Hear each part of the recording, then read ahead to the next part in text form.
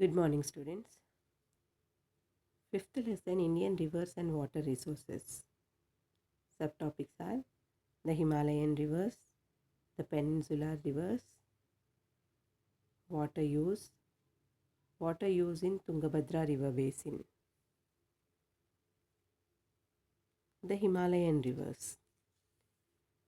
The Himalayan rivers belongs to the three principal systems, the Indus, the Ganga, and the Brahmaputra. These rivers originate from almost the same region with few kilometers of each other and are separated by water divides. The Himalayan rivers are perennial. This is because the rivers are supplied on rainfall as well as melting snow. The Indus system. The Indus originates in northern slopes of Kailash range in Tibet near Lake Manas Sarovar. It enters Indian territory in Jammu and Kashmir. The main branches or tributaries of the Indus in India are Jhelum, Chenab, Ravi, Bias, and Satluj. They cover Jammu and Kashmir, Punjab, and Himachal Pradesh states of India. The Ganga system.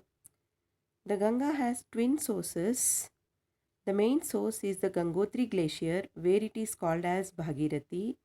The other is the Satopan Glacier towards the northwest of Badrinath, where it is called as Alakananda. The two join at Devprayag to form the Ganga river that emerges from the hills of Haridwar. The Brahmaputra system.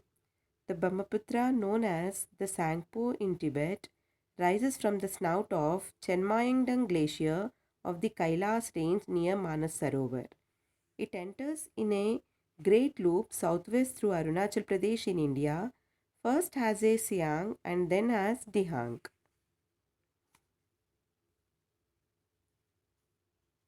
Next is Indian peninsular rivers.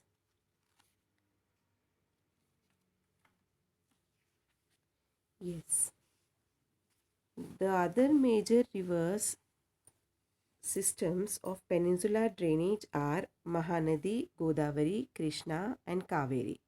Peninsular rivers are characterized by a fixed course, absence of meanders, and largely non perennial flow of water. The Godavari is the largest peninsular river system.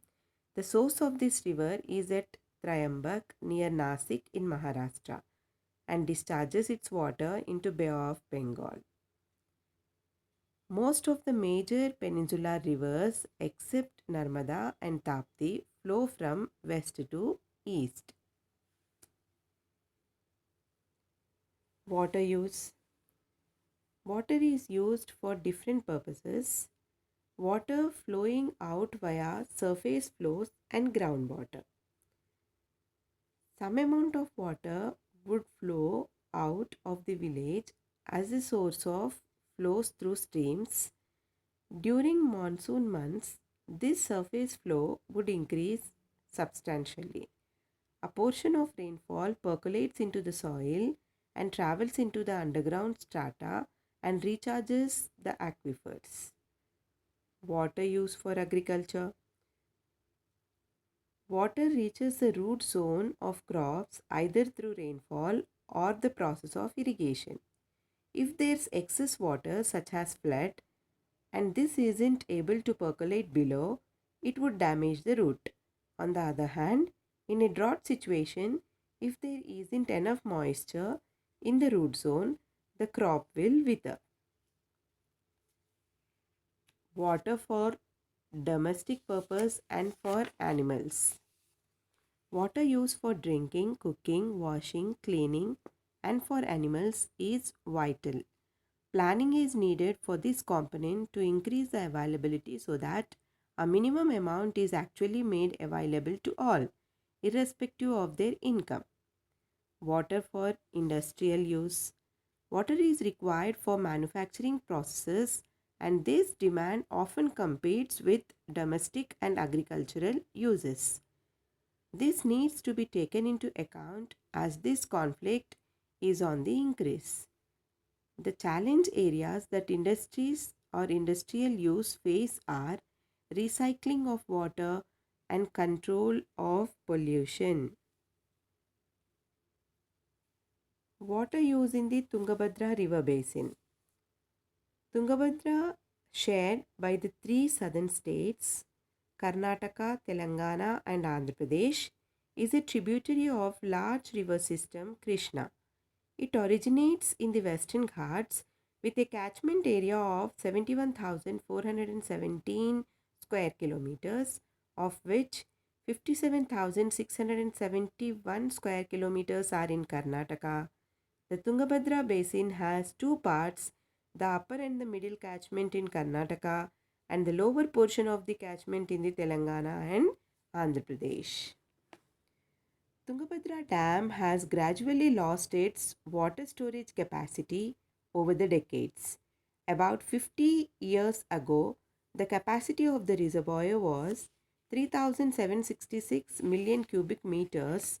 Now, with accumulation of silt due to mining, dust, soil erosion, and debris, the reservoir has lost its storage capacity by as much as 849 million cubic meters of water. As one study says, proper mining standards are not followed in iron ore extraction. The mining of iron ore at Kundremukh and manganese in Sandur has seriously affected the stability of the catchments in the form of soil erosion and siltation of several small reservoirs, traditional tanks, and Tungabhadra Reservoir. Conflicts between Karnataka, Telangana, and Andhra Pradesh are generally related to availability of water for use. Water is a flow resource and its storage or use upstreams affects what is available to people downstream. Water is shared based on agreements between state governments.